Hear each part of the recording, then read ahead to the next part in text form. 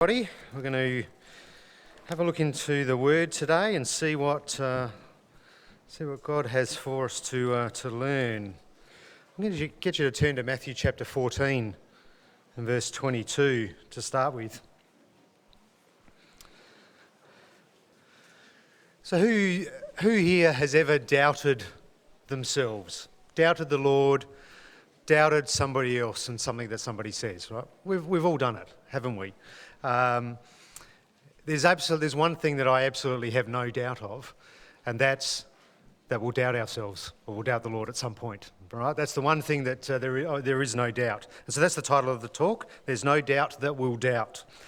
It's inevitable as human beings, and this world loves us to doubt. It wants us to doubt. It wants us to doubt our experience. It wants us to doubt our relationship with the Lord. It wants us to doubt why we're here today. That's what the world wants. And you can see it in the world, not just for us, but for other things. Conspiracy theories want us to doubt the government. We doubt each other. We doubt ourselves and our own self-worth because of what we see when others post things on social media. And so doubt is something that is inevitable. When I lived in Melbourne many years ago, I worked for a corporation, and they had this sort of sales team, and they were pretty good. And they were sort of at this sort of corporate executive level sales. And I remember talking to one of the guys there, and he was telling me that when a deal looked like it wasn't going to go his way, and the competitor was in there and looked like they were going to win, he introduced a concept called FUD, which was fear, uncertainty and doubt. And so he would plant some FUD into the customer's mind about maybe the competitor, the decision that they were about to make, to stop them making the decision to go with the competitor and maybe give him more time. And I think that's what the world does. The world sows inside of everybody FUD, fear, uncertainty and doubt. And the world thrives on it. And the world wants you to take it on and to question what's in here. And so the question is, well, why do we doubt? What causes us to doubt? And I've got sort of 4 or 5, actually I've got a few more than that. Fear of the unknown is one of the reasons why we doubt. It often arises out of uncertainty about the future, or our lack of control of what's happening in our circumstances. So we doubt our future, right, because of the fear of the unknown. We have doubt because of past experiences that have happened to us, and negative or traumatic experiences might lead us to doubt similar situations in the future. Sometimes we can doubt because of our high expectations or perfectionism.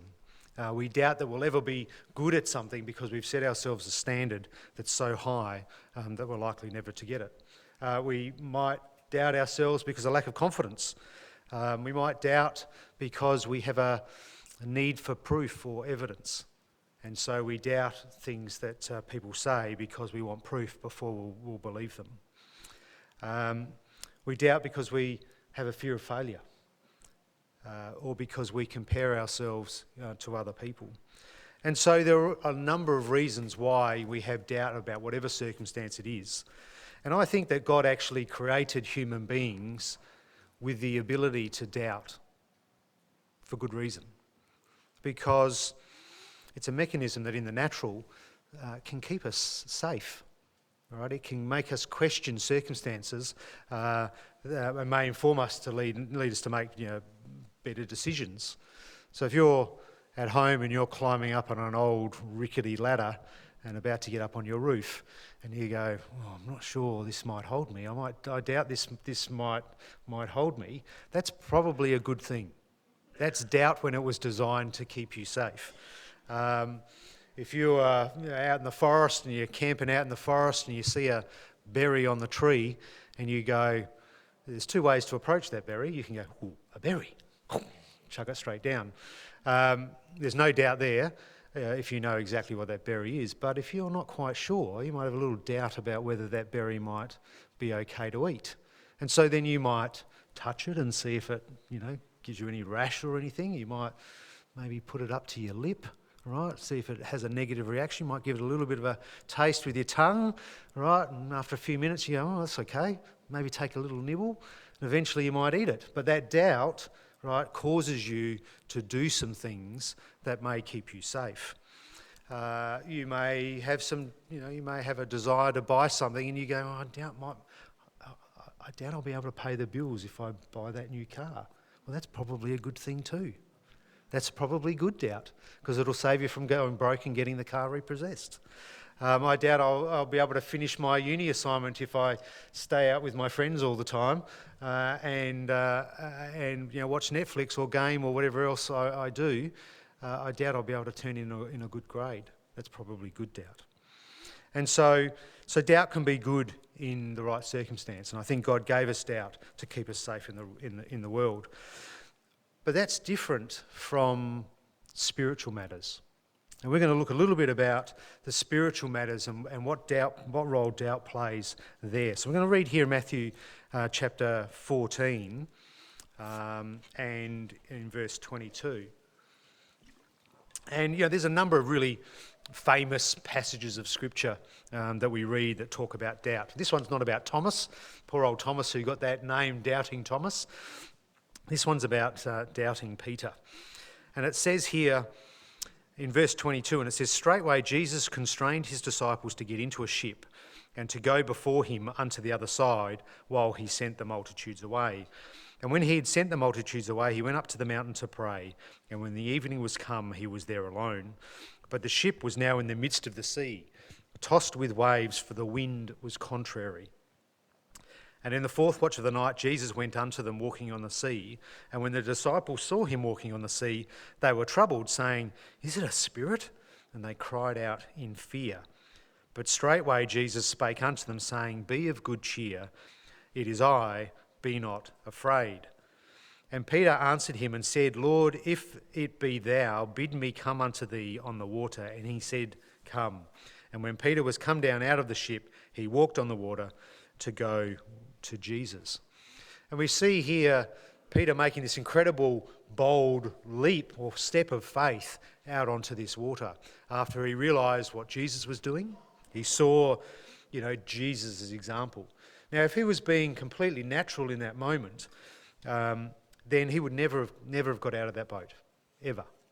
He would have seen, not in a million years, he would have seen what was happening out in the sea. He would have gone, there's no way this water's going to hold me up. But he saw the power of Jesus. He saw the example of Jesus, and he stepped out in faith. And there isn't a single natural experience that Peter would have had in his past life that would have bolstered that faith, that would have removed that doubt. None. No natural experiences. But he had this belief in Jesus. And he acted on it, he stepped out. And then something happened. And we read in verse 30, and it says, And when he saw the wind boisterous, he was afraid, and he began to sink, and he cried, saying, Lord, save me. Now what's interesting here is that the sea didn't just become boisterous at that point.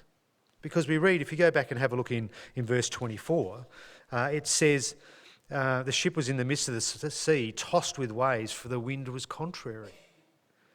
So Peter had stepped out into the boat when it was already boisterous. And he'd stepped out of the boat and he'd seen Jesus' example, and he'd acted on that example, even though the natural circumstances around him were already, crazy. But what happened? What changed in Peter?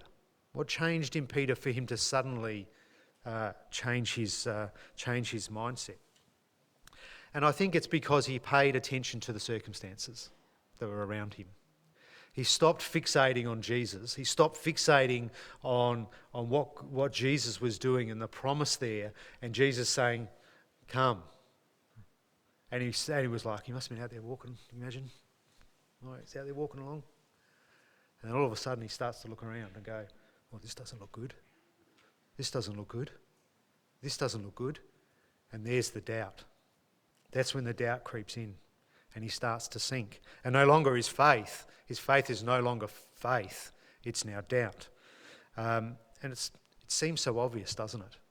We read here in verse 31, and it says, "And immediately Jesus stretched forth his hand and caught him and said unto him, O thou of little faith, wherefore didst thou doubt?" So clearly Jesus has seen that there was a point in time. Wherefore did you doubt? And when they were coming to the ship, the wind ceased, and then they that were in the ship came and worshipped him, saying, Of a truth thou art the Son of God. We've all done it, haven't we? Right, we've all been bold and had confidence at some point, and then we paid attention to the wrong thing. And down we go, right, under the water. Down we go. And we've stepped out in faith, and then something has happened. Lord, I know you're going to heal me. I know you've promised to heal me. I have faith and confidence that you will heal me. Oh, but I just got some really bad test results. And we pay attention to those. Lord, you've promised to take care of my daily needs and and put food on my table. Oh, I just got made redundant at work. I've lost my job. Lord, you've led me to make this decision to help with the work of the church. Oh, something just went pear-shaped. And that happens to us, doesn't it? We pay attention to the circumstances. I'll get you to turn to Genesis chapter 15. So we're going to look at another couple of examples. There are a lot of examples that we can look at, by the way. A lot. But we're going to look at a couple.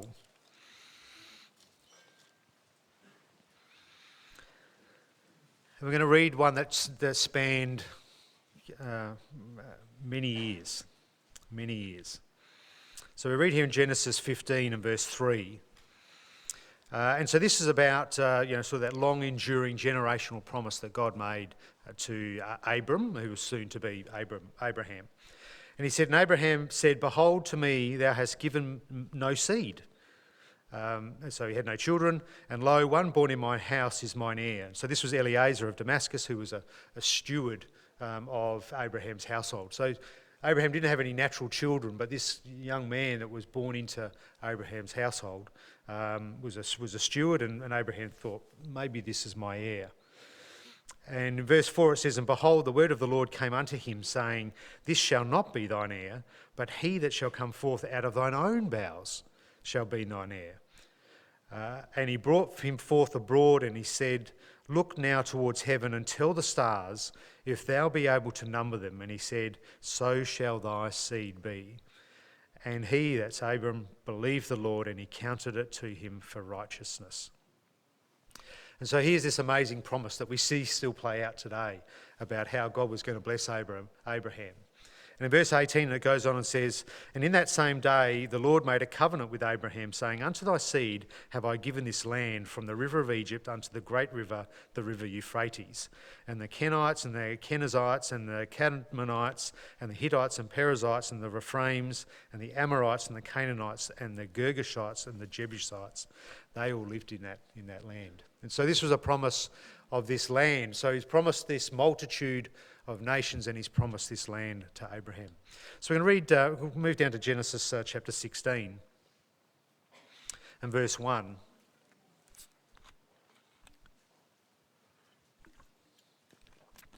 We see the other major player in this story, which is Sarah, Abram's wife. And it says, Now Sarah, Abram's wife, bare him no children, and she had a handmaiden, an Egyptian, whose name was Hagar.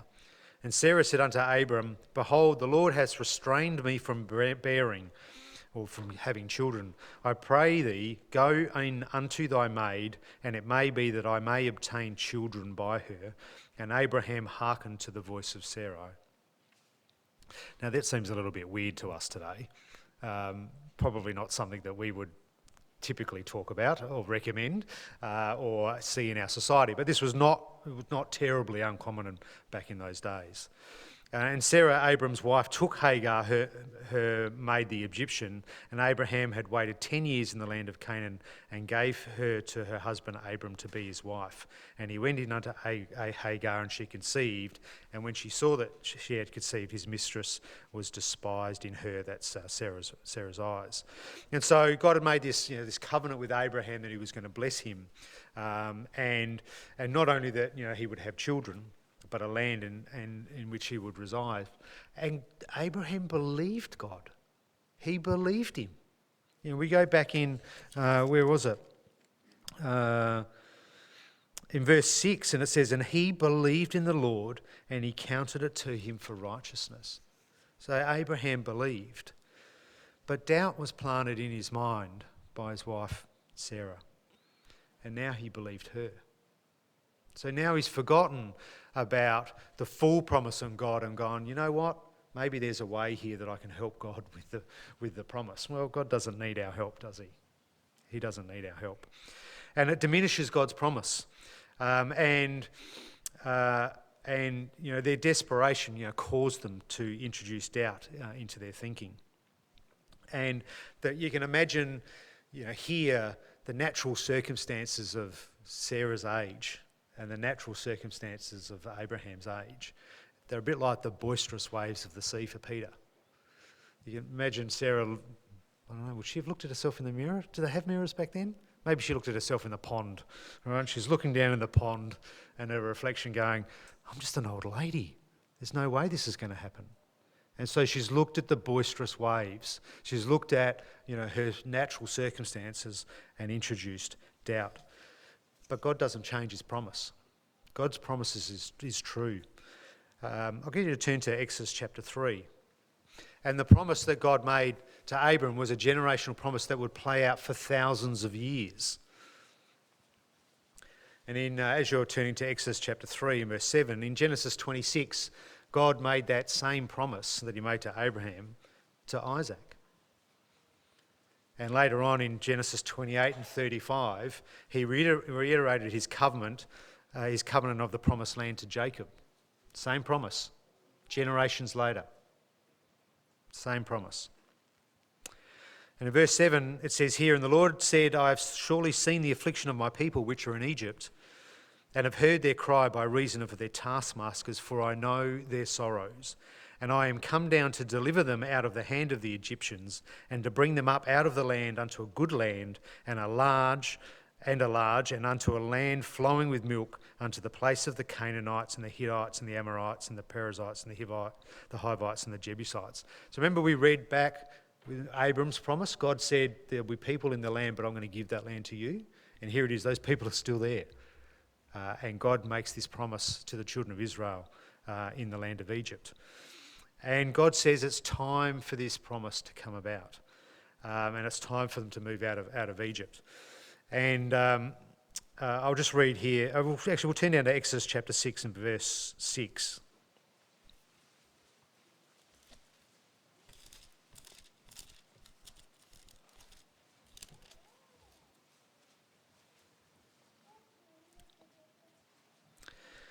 And he reinforces that promise here. Wherefore say unto the children of Israel, I am the Lord, and I will bring you out from under the burden of the Egyptians, and I will rid you of their bondage, and I will redeem you with a stretched out arm and with great judgments. And I will take you to me for a people, and I will be to you a God. And you shall know that I am the Lord your God, which bringeth you out from under the burden of the Egyptians. So just in case you didn't know, I was your God, I'm going to reinforce that. You're going to absolutely have no doubt, right, that I am your God because of what I'm about to do. And I will bring you unto the land concerning the which I did swear to give to Abraham, to Isaac, and to Jacob. And I will give it to you for an inheritance. I am the Lord. And so we know then the story, right? We know how they were led out of Egypt, and we know they got to the Red Sea and they all whinged and wanted to go back to Egypt because they didn't want to die in the desert, and they forgot about the promise of the Lord. But Moses stood strong, didn't he? He stood up and he said, stand ye, be still and see what the Lord was going to do. And he remembered that promise. And I'll get you to turn to Numbers 13 as we continue this story. And that's why Moses was appointed the leader there, wasn't he? Because he was faithful and he was strong and he had no doubt. And God chose him over his brother, over potentially other, what might have seemed naturally capable people. And Moses doubted his own ability, But God showed him that he was the one, and Moses stepped forth in faith and led those children the children of Israel out of Egypt. And so this passage of scripture here is just a couple of years later, somewhere between sort of maybe 2.5 years later. And in verse 1 of Numbers 13 we read, "And the Lord spake unto Moses, saying, Send thou men, that thou may search the land of Canaan, which I will give unto the children of Israel. And every tribe of their fathers shall ye send a man, every one a ruler among them. And Moses, by the commandment of the Lord, sent them from the wilderness of Paran. And all those men were heads of the children of Israel." What did God ask them to do? He said, get some people who are the leaders from the tribes of Israel, send them in the land. That's it. Search it out. Maybe search it out. Doesn't say anything more than that. Maybe search it out to work out where you're going to set up camp. Maybe he got the different leaders because they were different leaders of parts of the nation, and so that they could say, well, we'll camp over there, and you guys can camp there, and we'll set up a town or a city over there, or that's the natural spring or the well or the river, so we'll work out our place, right? Maybe that's what the Lord asked them, but all he asked them to do was to go and search it out, and to work out where they were going to be. But then Moses causes a big problem. And we read here in verse 17, "And Moses sent them to spy out the land of Canaan." Well, that's good, because that's what God asked him to do. "And said unto them," this is Moses, "Get ye up this way southward, and go up into the mountain, and see the land, what it is, and the people that dwelleth therein, whether they be strong or weak, few or many." No, Moses, that's not what God asked you to do. Zip it. Just tell them to go and search out the land. He didn't say find out whether there's lots of them or not, or whether they be strong or not. Don't add on to what God asked you to do. But Moses continues. And he says in verse 19, "And what the land is that they dwell in, whether it be good or bad." No, Moses. God said it would be good. God said it would be a land flowing with milk and honey. He said it would be your promised land. Don't introduce doubt into the situation, Moses. And then he goes on, "And what cities there be that they dwell in, whether in tents or in strongholds." So what if they're in tents or strongholds? This is the land that God's given you. "And what the land is, whether it be fat or lean, whether there be wood therein or not." So what's Moses done here? He's introduced doubt. He's introduced doubt into the spies that he sent into the land. God made this promise. It's a generational promise that had been there for a long time, generations. And he's promised it unto them, and he's now said, go and send some men in there to check it out. And Moses introduced a whole bunch of doubt. Dumb. And then we read what happened. We go down to verse 26. "And they went," that's the spies, they came back and came to Moses and to Aaron and to all the congregation of the children of Israel unto the wilderness of Paran, to Kadesh, and brought back word unto them and unto all the congregation, and showed them the fruit of the land. Well, that would have been good, wouldn't it? Here it is.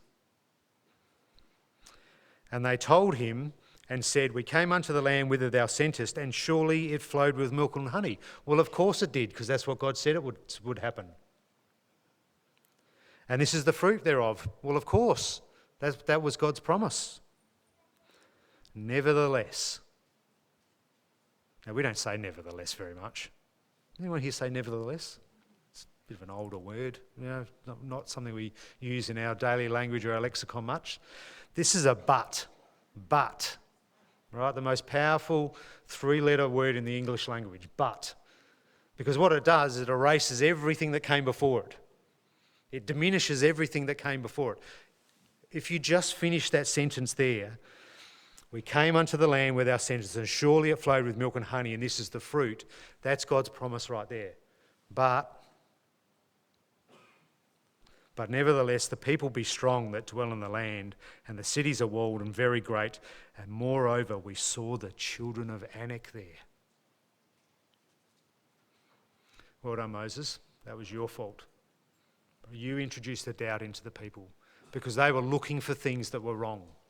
They stopped looking for the promise and they were looking for are they strong? Are they weak? Are they big? Are they tall? Are they strong?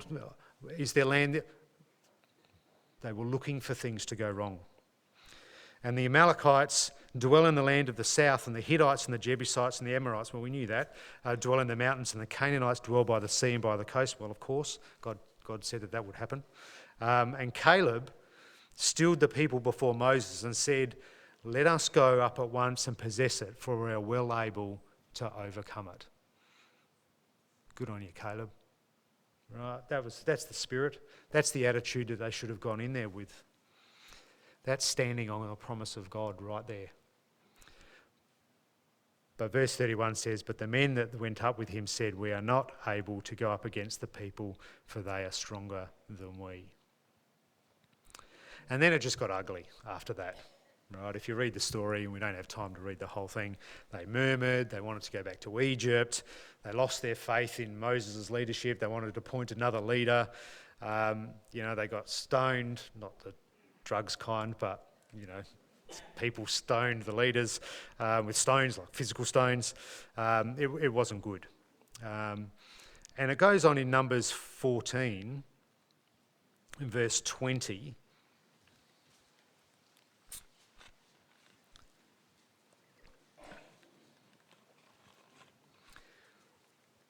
"And the Lord said, 'I have pardoned according to thy word, but as truly as I live, all the earth shall be filled with the glory of the Lord.'" I didn't actually realise the song that we sing comes from here. "Because all those men which have seen my glory and my miracles which I did in Egypt," so these are the people that should have complete faith in God's promises because they've seen it, "and have tempted me now these 10 times and have not hearkened to my voice, surely thou shalt not see the land which I swear unto their fathers, neither shall any of them that provoked me see it." If you're a Seinfeld fan, this is no soup for you, right? No promised land for you.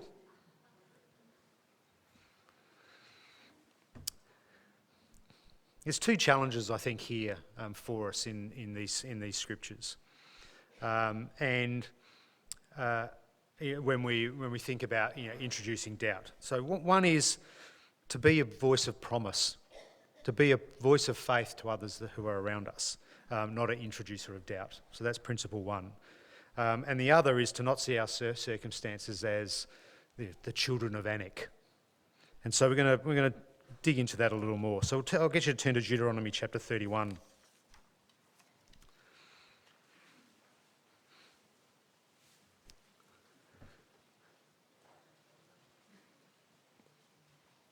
And we'll read here from verse 1.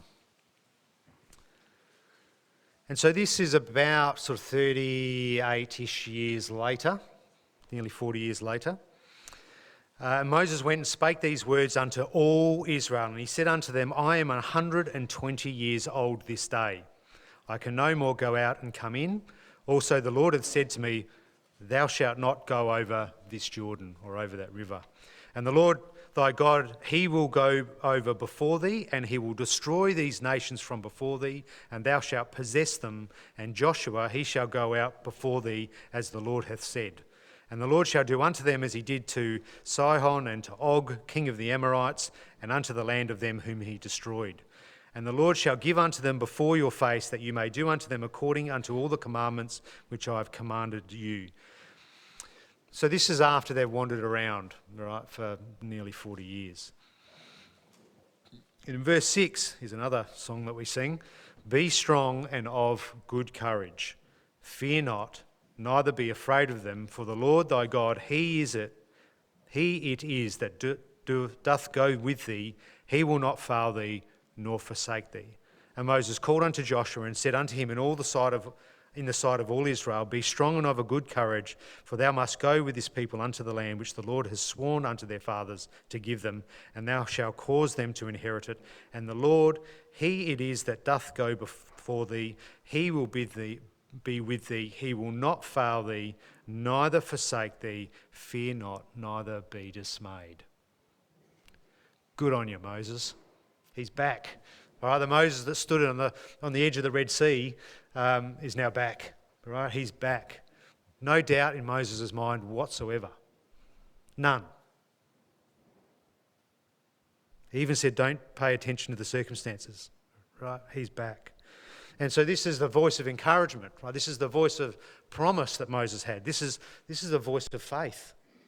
That's who Moses was here. And that's who we can be for our brothers and sisters. Many people in this fellowship have struggled or are struggling with difficult circumstances at the moment. Who are you going to be? Which version of Moses are you going to be for them? Are you going to be this version of Moses that we've just read about here? Are you going to be the version of Moses that was at the edge of the Red Sea? Or are you going to be the version of Moses in the middle that went, go and check it out, see if it's good or bad, right? Or are you going to be the one that introduces doubt? Because I think we should be Moses version 1 or version 3, because that's what we want. We want encouragement. We want to be built up in the scriptures. We want to be built up in the promises. We want to be, when we're struggling with something, we want someone to come and share a testimony of something amazing that the Lord's done.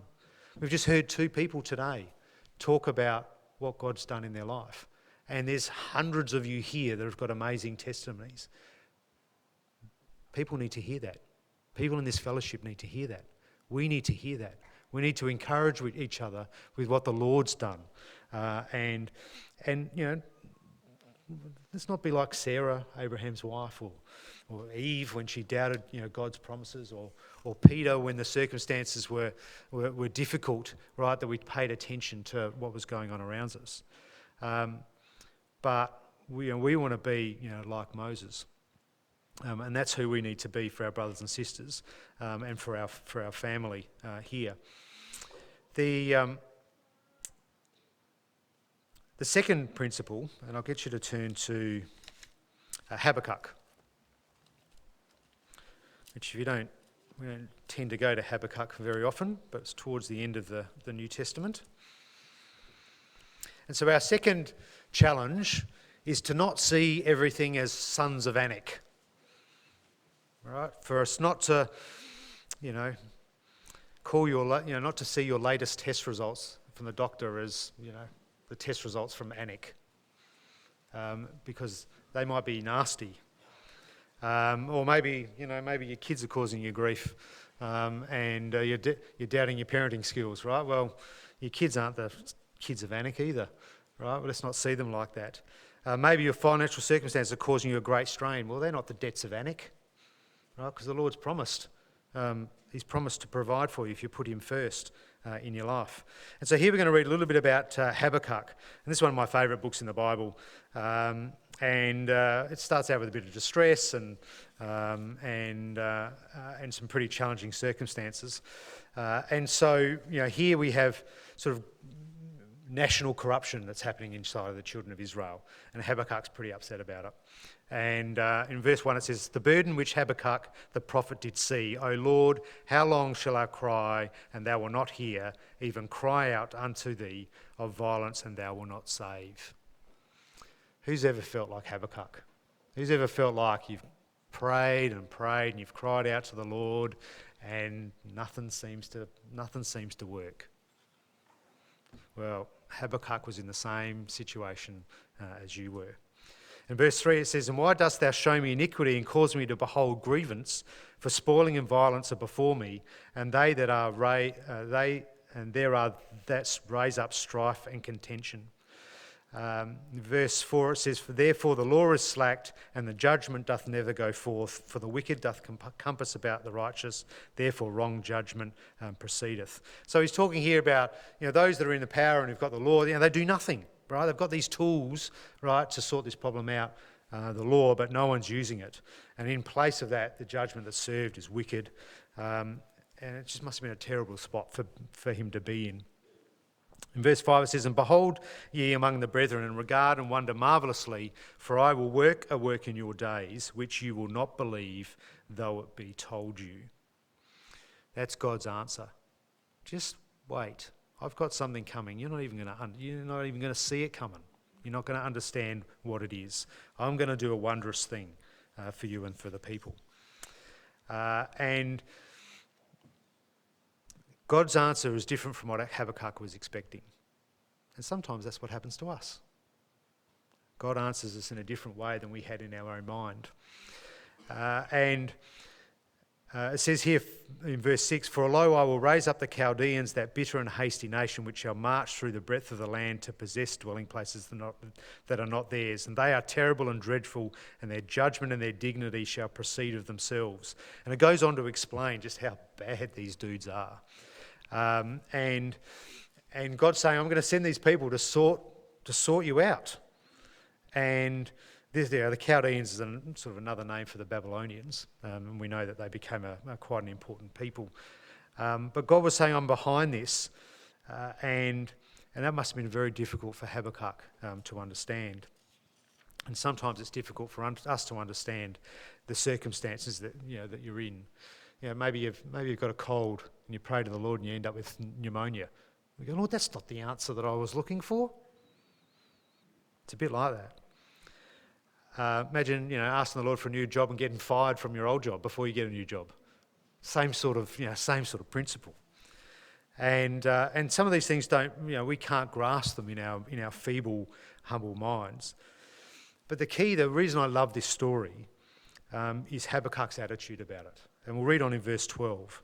And it says, "Art thou not from everlasting, O Lord?" So here he's recognising the might of the Lord. "Mine Holy One, we shall not die. O Lord, thou hast ordained them," the Chaldeans, "for judgment. O mighty Lord, thou hast established them for correction." It's not the answer, but I can see you're doing something here that makes sense. And we'll just skip down to chapter 2. And this is where Habakkuk really shines. This is where we really take an amazing example from him. And in verse 1, it says, "I will stand upon my watch and set me upon the tower, and will watch to see what he will say unto me, and what I shall answer when I am reproved." I'm not going to complain, Lord. I'm not going to whinge. I'm not going to moan. I'm not going to tell everyone what bad my circumstances are. I'm going to stand and wait for you to act, Lord. And not only that, he recognises that his thinking wasn't right, because he says, and what I shall answer when I'm reproved or when I'm corrected. Because I know, Lord, that my thinking's not right and you're going to correct me here, and I'm waiting for that. I'm waiting for you to correct my thinking. What an amazing attitude. And we'll skip down to chapter 3 and verse 17.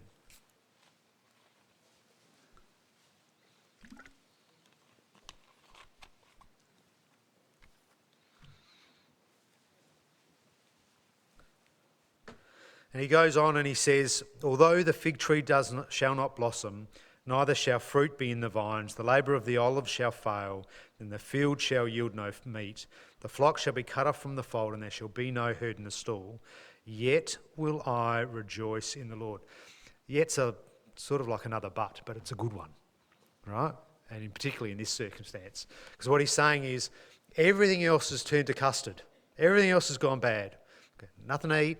Right, there's no animals there to eat. There's no grain. There's nothing. Right, if that's what happens, so be it. Yet will I rejoice in the Lord. I will joy in the God of my salvation. Now, if Moses has had this same attitude, Moses would have said, "Boys, when you go out there and check out the land, it doesn't matter what you see. Whatever it is you see, it doesn't matter, because we're going to stand and watch what God does for us because he's promised." That's what he would have said. And Sarah would have said, "Oh no, it doesn't matter how old I am, that I've never borne children before, and that I'm way past childbearing age, and my body's falling apart, and I'm going to carry a baby. Seriously? Doesn't matter, because the Lord's promised." And Peter, when he was out in the water, says, "I'm not looking. Doesn't matter. Doesn't matter what's happening around me. Doesn't matter the waves. I can see Jesus and I'm focused on him, right? And man, he's asked me to come over, and that's where I'm going to be." That's what Habakkuk's doing here. "And I will join the God of my salvation. The Lord God is my strength, and he will make my feet like hinds' feet, and he will make me walk upon mine hind places." What he's talking about here is like a deer, really sure-footed deer. Over there it's rocky mountains, and these deer climb up these mountains sure-footed. Doesn't matter what rock there is or how difficult it is or how steep it is, they're sure-footedly making their way up. And that's what he's saying here. The Lord will make me just like that, regardless of what's going on. And I'm not going to slip because the Lord's got me. And so Habakkuk really changes his thinking here and pushes away his natural mind. And really, that's what we have to do.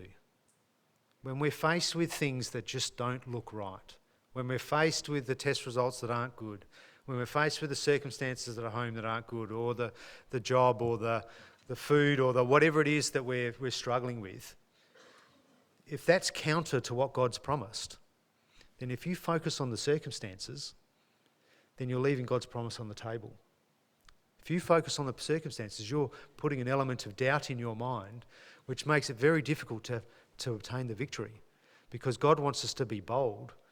And as we saw in Moses' story, no sub for you, right? No promised land for you.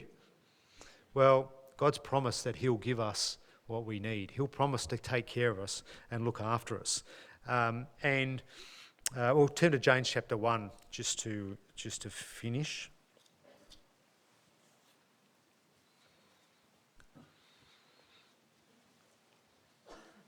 And the hard thing for us in the face of difficult thing is to push away those thoughts.